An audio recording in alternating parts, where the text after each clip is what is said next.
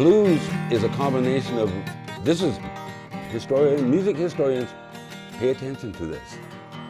When the black man escaped the plantations, they knew the sound of freedom. It was the Indian drum. When they escaped the plantations, they were told to run to where the drums are, then the dogs and the guns won't get you. If you get to the drums, you're safe. Well, when they got to the Indian villages, they didn't have any they didn't have any, I said native, what am I saying? They didn't have any African villages or cities to go to. So they pretty much had to, hang out with the tribes that they kind of ran to. And the real history of all modern music, for some unknown people who should be famous, a black person with his woman came to our people and they exchanged songs and dances, and somebody from our people with their queen came to meet and had exchange of songs and dances. And if you listen to all modern music, it's a combination of the black man's polyrhythm mixed with the Native American 4-to-the-floor beat, which is basically powwow music, really, or 49 music if you want to look at it realistically. And between the 4-to-the-floor beat that the Indians had and the Indian songs that went with it, with the 49 music, mixed with the polyrhythm of the black man, all that came after is called modern music. It wasn't born in Africa, well, it was born here. If it wasn't for those two groups coming together, it would never have been the right combination for it to ever have happened. That's the real history of all modern music. Listen to these words. This is the ballad of Standing Rock for the people who stood up for their rights, risked their lives and their freedom, fighting for all to be free, and the people of Standing Rock. Standing Rock, Standing Rock, Standing Rock, Standing Rock.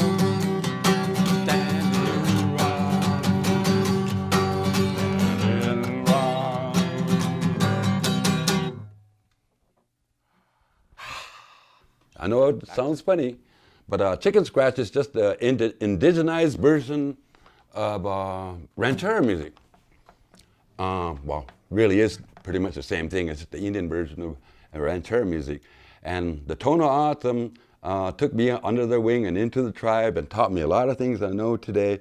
And I want to, give a tribute to them for being so accepting and teaching me a lot of the things that made me who I am today, because they were the ones I was hanging out with since I was like 6 or 7 years old. And they were the ones that were the only tribe that really accepted me into the tribe, even though I wasn't bloodline tribe. And I respect that. And they didn't want to change me. They didn't want to take my Northwest Coast identity away like other tribes do. No, keep your Northwest Coast identity. We want to add to it. Thank you, Tohono O'Odham people, because I didn't want to lose my tribal identity from home either. And you're the only tribe that offered me that, and I really respect that. It made me feel like I was right at home. So this is for the Tohono O'Odham Nation and for the people on that side of the fence, all the way down. Enjoy.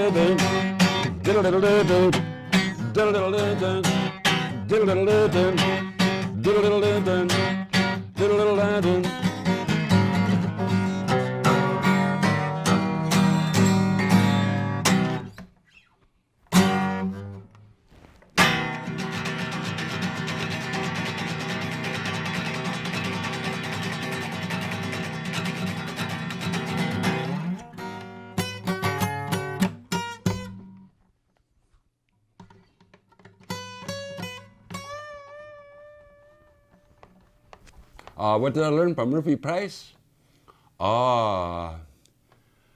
Valuable lessons in more ways than one. As a matter of fact, I could almost say that if it wasn't for Price, I almost quit playing music if it wasn't for Price. I'll give you a little background on Price first before I talk more about him. Price was back in the heyday, was ready to be a signed blues musician in the South, from what I understand. And he was already playing the circuit, and from what I think he told me, there was a beautiful girlfriend that he had that practically used to sit on his lap all the time, almost, even while he was playing practically. But apparently at one gig, she was hanging out with another guy, and I guess got a little too flirty with him, and Price, right on the peak of his career, didn't check his temper, was so jealous with rage that he hit the guy and he killed him on the first punch. Ended his career, put him on what is the last people that was on the black chain gangs that were out of Georgia, where you actually were out there with, pickforks and chains and black and white. He was the last generation of the real black guys that were actually on a real chain gang. And the reason I'm telling you this, because I started realizing when he told me this story, and I'll give you the background why he told me this story. Way back in 91, 92, in my younger, sillier days, silly as it was in my 20s, fell in love, got kicked in the heart, like nobody else ever has. But it kicked me so hard that I almost wanted to quit playing, to the point where I almost just wanted to just give it up. And Price, he'd been mentoring me all along about, being a real blues guy, and trying to keep that tradition alive, because he was one of the last generation people to really play the real thing. The real authentic blues guy was him. And he was upset with me because I just got back from, Rome. I just got back from Copenhagen. I just gotten back from Paris, and I already played Japan, and I was ready to give it all up. And I wasn't thinking clearly until Price came along.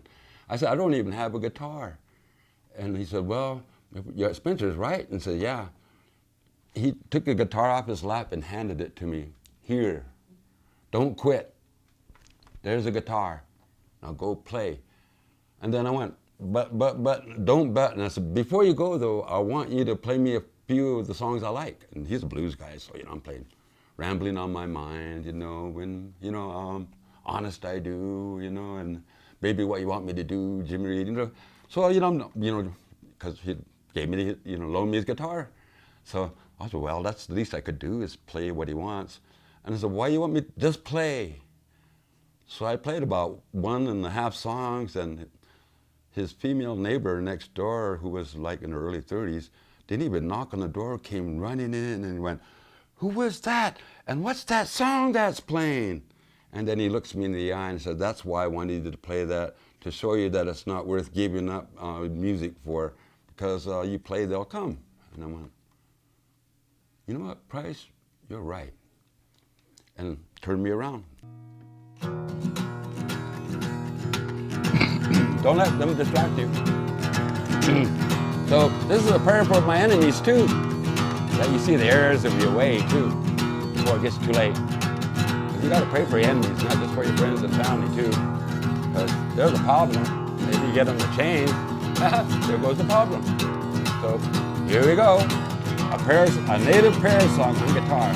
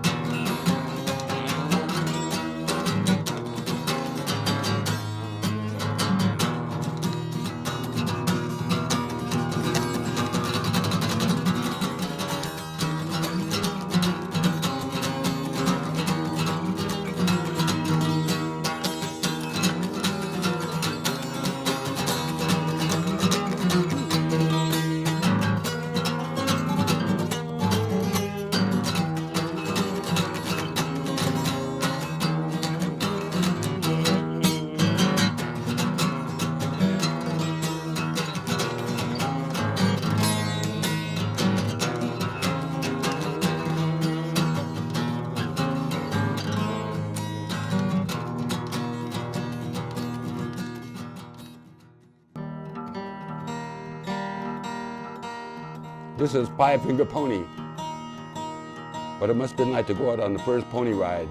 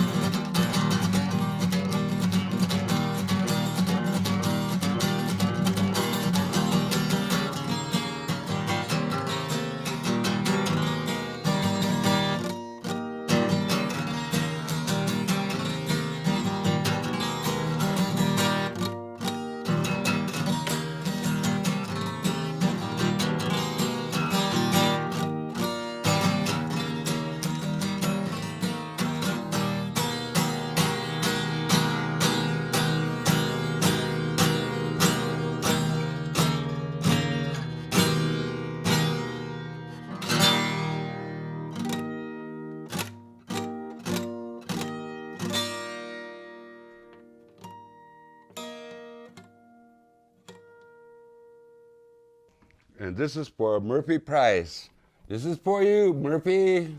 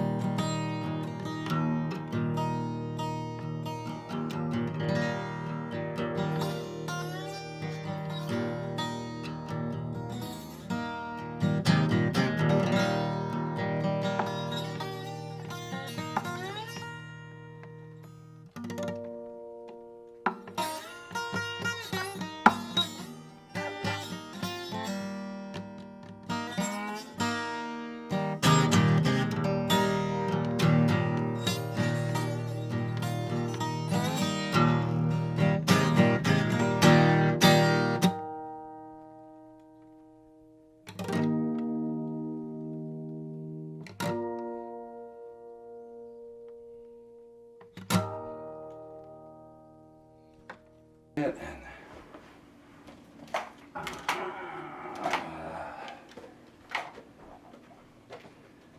I'm slowly wearing that part of the paint off because of my intensity of playing. But hey, if I don't play that intense, then it doesn't feel like I'm really playing. You don't put no feeling into it. It's just noise. It's not music if you don't put any feeling into it. You know, that's the difference between music and noise.